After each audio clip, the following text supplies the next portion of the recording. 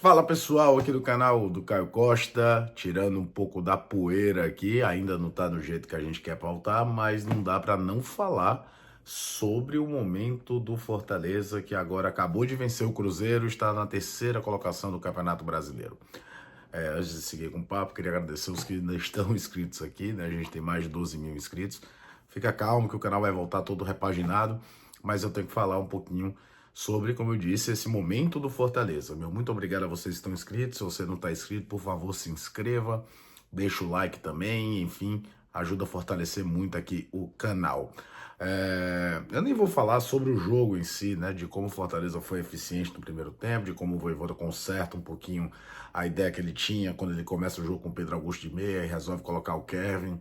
Isso é até secundário em relação ao que eu vou falar, mesmo se a gente falar de como o time foi seguro na segunda etapa e conseguiu um resultado para lá de espetacular. Eu vim falar mesmo sobre algo que eu já repeti diversas vezes, mas isso fica mais latente ainda nessa temporada. Desde 21, quando o Vojvoda chegou, um dos marcos do Fortaleza, na minha modesta opinião, é como o Fortaleza consegue se reorganizar após algum grande baque. Naquele campeonato, vocês vão lembrar, o time vinha numa tocada brilhante e perde um clássico para o Ceará. E aí, né, desconfiança, a primeira temporada do Vojvoda no Fortaleza, o time se reorganizou e já na rodada seguinte consegue um resultado brilhante vencendo o Palmeiras em São Paulo. Naquela ocasião, numa partida que passou boa parte do jogo com um jogador a menos. Vai lá, futebol da pandemia, era um futebol diferente, sem público, enfim, as coisas poderiam ser diferentes no ano seguinte. Chega a 22, Fortaleza começa o brasileiro muito mal, apesar de ter ganho a Copa do Nordeste, o Cearense sem maiores dificuldades. Mas a primeira grande, vem além da campanha ruim do brasileiro, vem a eliminação da Libertadores. A diretoria contrata reforços, tem um índice de acerto gigante, o Fortaleza se reorganiza, se reagrupa, consegue encontrar forças e consegue uma reação fantástica de terminar em 8º lugar e novamente vaga na Libertadores.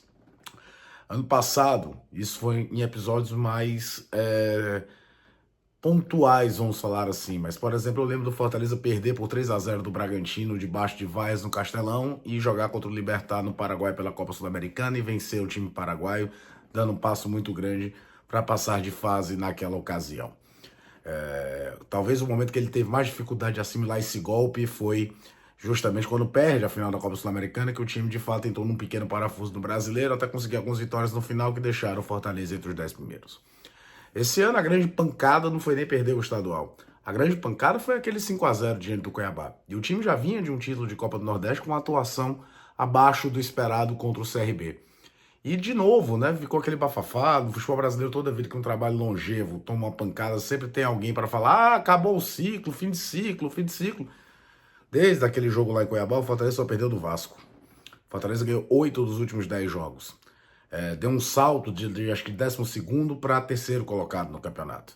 Sempre que acontece um grande revés, o Fortaleza, o seu departamento de futebol, o seu treinador, o seu elenco conseguem se reagrupar e voltar ainda mais forte. E para mim, fica cada vez mais claro que esse talvez seja o grande diferencial do Fortaleza nessas últimas temporadas.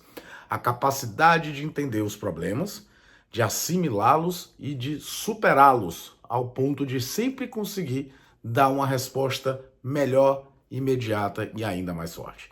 E dessa vez, o baque da pancada em Cuiabá, que foi uma pancada muito feia, se tornou uma reação fantástica de uma equipe que está na terceira colocação, sem ressalvas, porque se em 21 falavam que o Fortaleza estava no G4, porque é um campeonato durante pandemia, teve time que não pôde ter férias, teve dificuldade em emendar uma temporada na outra, tem o fator surpresa, ninguém conhecia muito o Vojvoda, não conhecia muito o Fortaleza aproveitando. Dessa vez, nada disso entra no contexto. O que entra no contexto é um trabalho longevo, bem feito, de um elenco bem arrumado, que tanto é que nessa janela está procurando situações pontuais e que consegue se superar. Vencer o Cruzeiro fora de casa, por mais que o jogo não tenha sido no Mineirão, com desfalques do nível de Pochettino e Lucero e Tinga, mostra o quão forte o Fortaleza vive neste momento da temporada. De quão madura essa equipe se torna quando precisa e sabe o que fazer para conseguir seus resultados. E as contratações que foram pontuais, como o Breno Lopes, como o retorno do Renato Kaiser, que esse demorou um pouco, mas hoje já dá mais resultado, veio de 3 gols nos últimos 4 jogos, mostra que ninguém no Fortaleza fica em berço esplêndido agradecendo os bons resultados. Sempre se olha um pouquinho na frente para ver o que é que pode se fazer para melhorar. Então, é algo a ser salientado e valorizado o que o Fortaleza vive nesse momento. E essa característica que ficou latente já no primeiro ano do Vojvoda, de se reorganizar, se reencontrar forças e voltar ainda mais forte após um grande baque. De novo, queria agradecer a todo mundo que está inscrito aqui no canal, meu muito obrigado mesmo.